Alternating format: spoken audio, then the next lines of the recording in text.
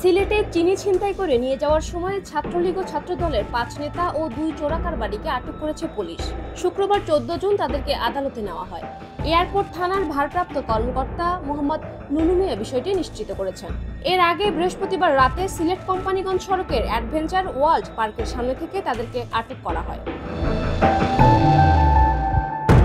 আটক ছাত্রলীগ নেতারা হলেন চৌকিদেখির ইসমাইল আলীর ছেলে খোরশেদ আলম, আবহাওয়া অফিস এলাকার তোফাইলের ছেলে মোহাম্মদ লিটন ও লিচুবাগান এলাকার বাসিন্দা ইস্কান্দার আলীর ছেলে জুয়েল আহমদ।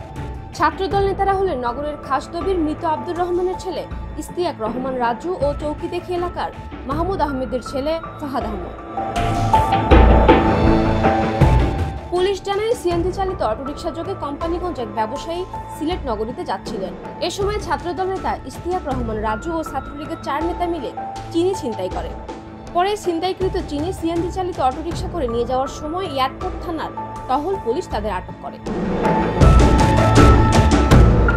ওসি মোহাম্মদ নুনু মিয়া জানান, বৃহস্পতিবার রাতে ৭ বস্তা চিনি ও সিএনজি চালিত একটি অটোরিকশা জব্দ করা হয়েছে। আটক ছিনতাইকারী ও ভারতীয় চিনি চোরা কারবারিদের বিরুদ্ধে মামলা প্রক্রিয়াধীন রয়েছে।